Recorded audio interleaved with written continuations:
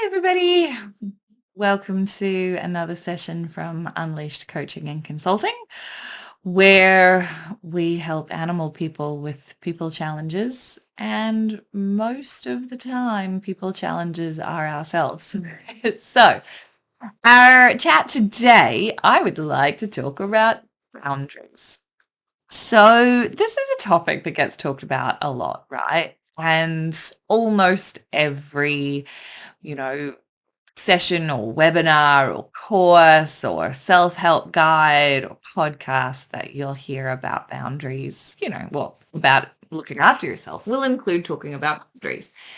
And they talk about all of these helpful kind of things like it's important to set them and you'll be better off for it. And you'll actually, your team will be better off for it. And don't worry if it upsets people and live your truth and all of those sorts of things, which are really good and important and true.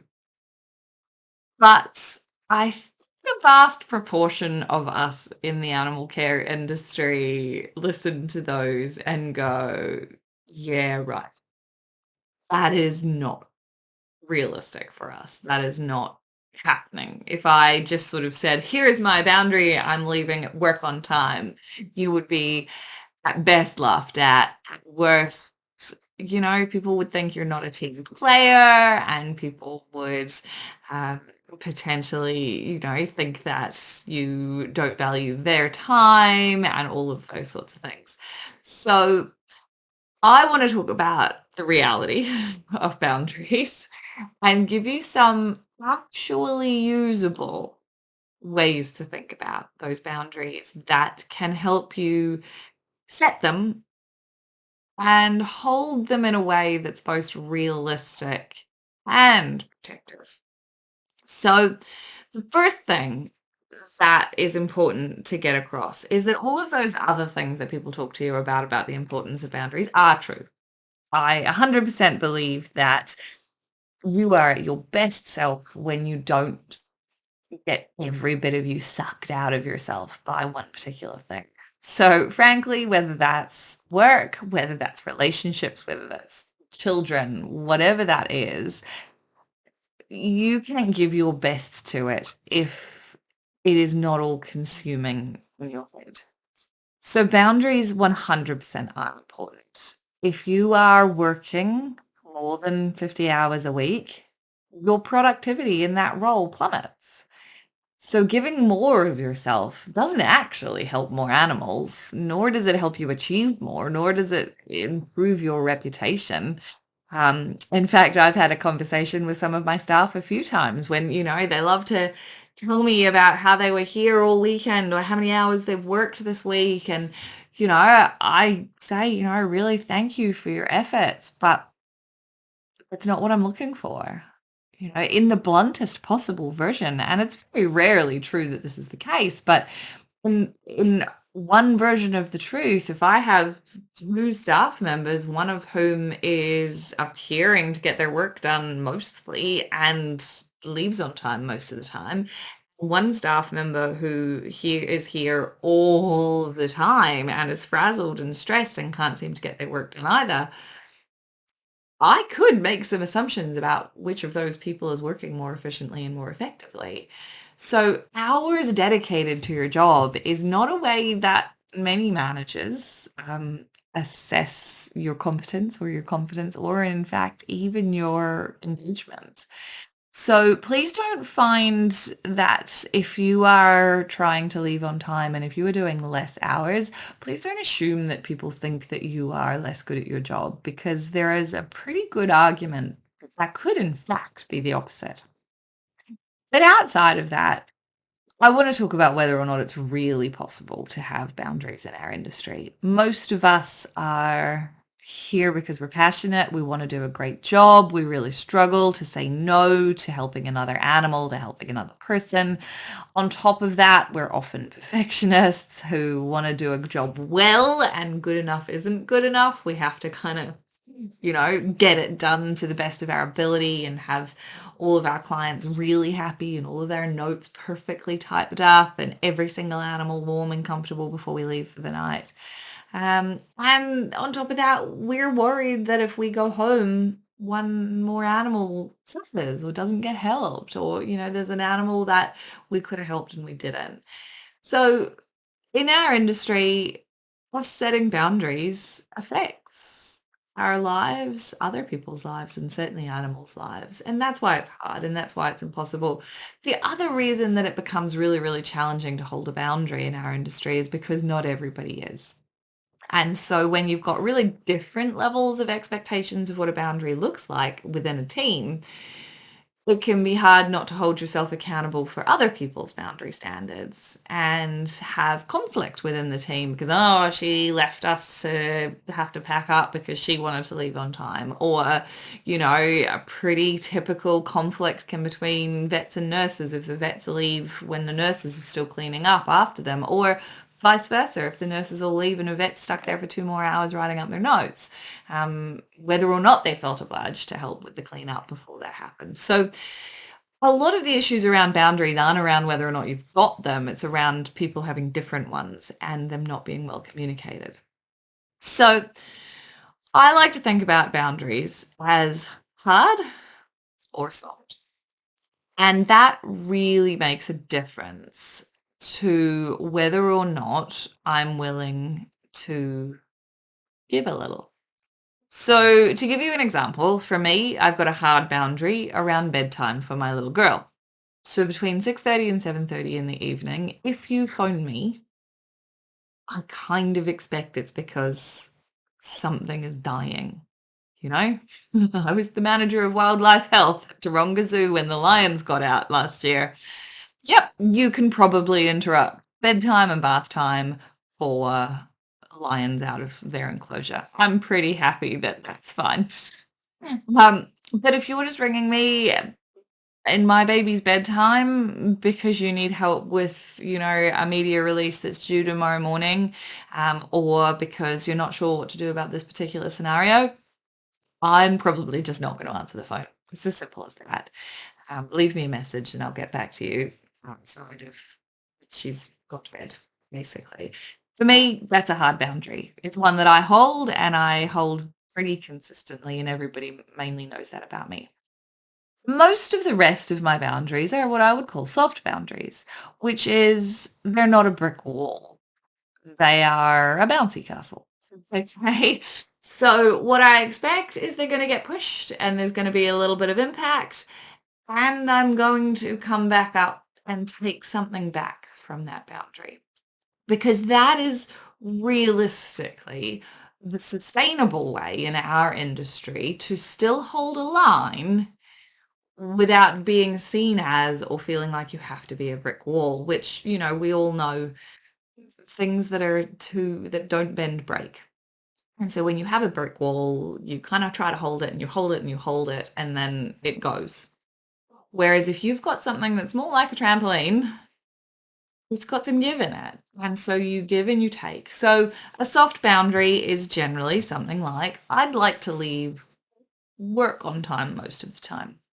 Now, rather than going, I will leave at 6 p.m. on the dot every night, or going, I will never work weekends, or I will never answer my phone after hours or write up notes in my own time. Okay. Because it's all good and well to say those things, but almost none of us stick to it. And if you do, other people might get the wrong impression.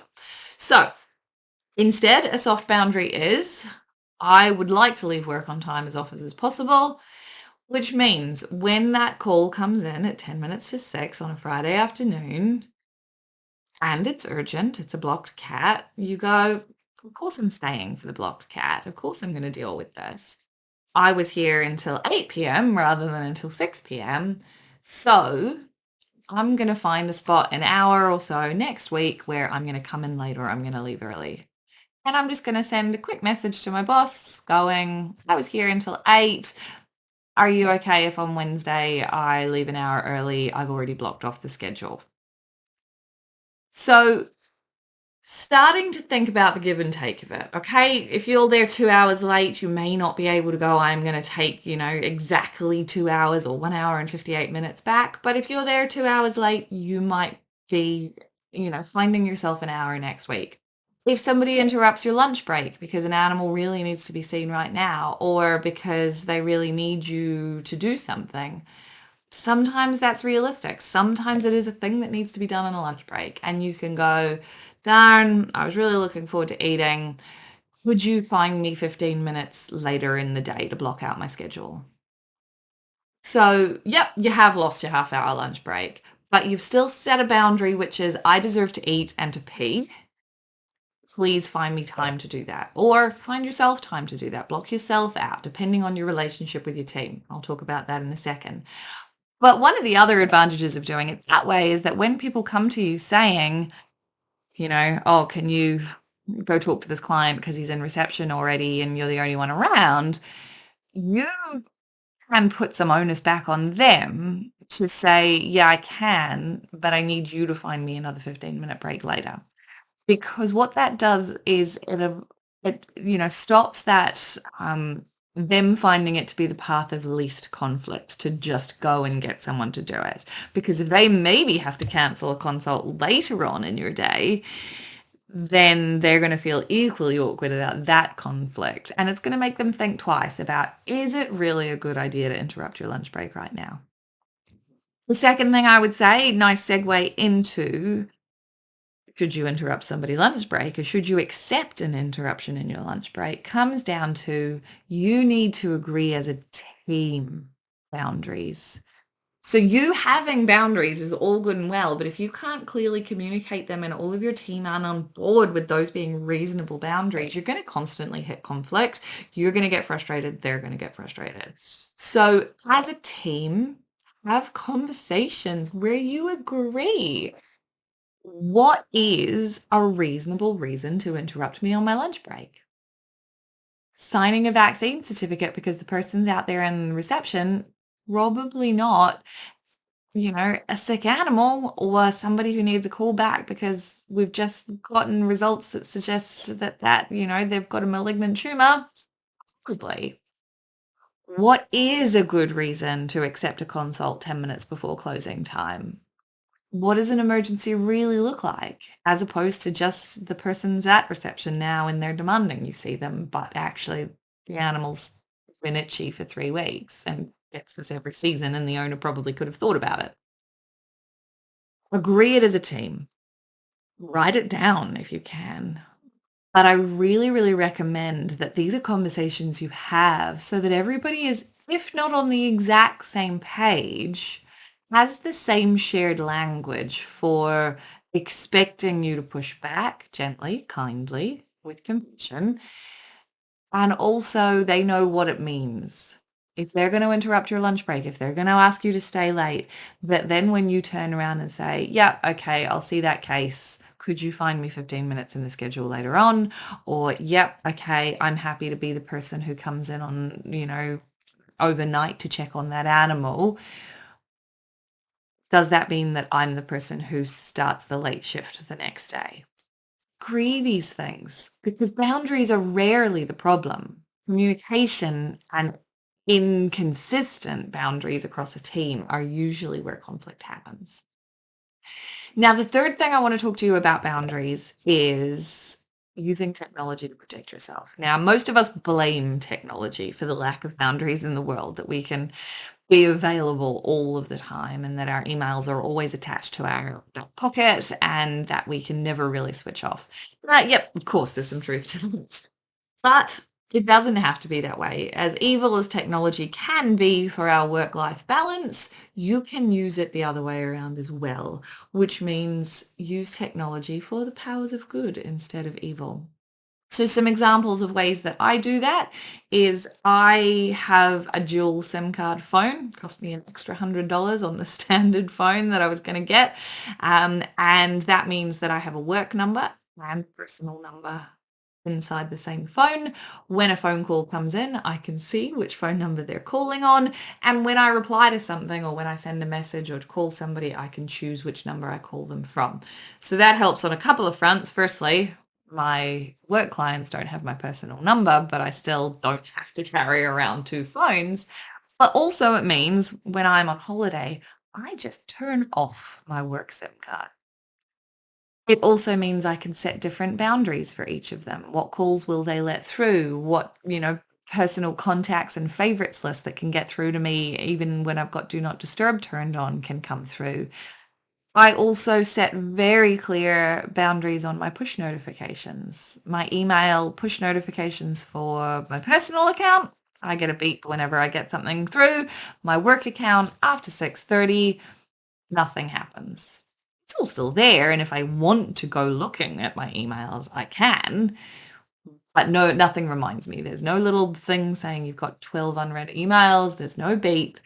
It's just sitting there, which means if I am reading my emails outside of my work hours, I chose to. I put myself in that position and I have to take responsibility for this is not work's fault. This is not the lack of work-life balance. This is not my phone's fault for making me permanently available. I chose to open my emails for this. Okay. So use technology when, if you, particularly if you're a manager, but if you're the sort of person who thinks a lot at 3 o'clock in the morning and you want to fire off emails, you need to make sure you're using the technology that allows you to say, don't send this until 8 a.m. so that people don't know you sent it at 3 a.m. and feel obliged to reply at 3 a.m. You've got a responsibility, particularly if you're a leader, to set a culture. And lastly, when it comes to, the culture around boundaries, and again, coming back to having conversations as a team, a lot of that is decisions you can make because your boss can't actually legally require you to always be available. There are legal boundaries that you are allowed to hold. Most of us don't, though, because we want to do the right thing and we want to give everything and we want to be nice. So again, think about how do you communicate with your team or your boss or whatever that looks like, and how do you have a soft boundary? So where I've got my hard boundaries around baby's bedtime, I have plenty of soft ones, which is on the weekends. I am, of course, available to you if you need me. If something's gone wrong, if you need to know how something, works, that if I haven't left you sufficient information, if my notes aren't good enough, yes, you can call me on a weekend. I will always be available because I want my team to know that they can rely on me. They have to call me. They cannot send me an email and expect me to respond on a weekend. If they want me to respond to an email on a weekend, they need to do me the courtesy of calling me to tell me that there's an email that they need me to check. Okay. There's a couple of reasons for this. Firstly, it makes them think really hard about whether they actually have to have my help. Because if they have to call me and talk to me in real time, they hesitate a little bit. Can they solve that by themselves? Can they find a different solution? Do they really need the answer right now? But secondly, what it means is that I am never in a position of watching my emails, just checking, keeping an eye on in case something is urgent. Because I don't want to be constantly scrolling my emails in case something's urgent. Because what happens is I see something not that urgent and feel like, oh, well, I may as well just reply to it now. Or I see something that I didn't need to see on a weekend, something that's gone wrong, but I can't fix till next week anyway, or somebody who's mad at me about something. And then I spend my whole weekend stewing about it when there's nothing I could do. And frankly, it really could have waited for me to stew during the work week. So again, communicate. Tell people what these boundaries are and agree them as a team. They don't have to, my boundaries don't have to be your boundaries. These are just examples of ways that you can have practical, usable, realistic boundaries that don't force you to give all or nothing. I will always leave on time. I will never do work on a weekend. The other work I do often do on a weekend is something I'm really excited about. So if I've got a project I'm working on or, a website I'm rehashing, I will sit and potter at that because it's kind of something that I get in the zone and I feel good about. It doesn't feel that much like work. So that's an exception to me as well. Those are my tips. If you want any more, you know where to contact me. Follow me on LinkedIn or on Facebook, and we will have some more conversations about boundaries and whether or not they're a bit of a joke. I wish you the best of luck. Please get in touch if there's any way I can help you.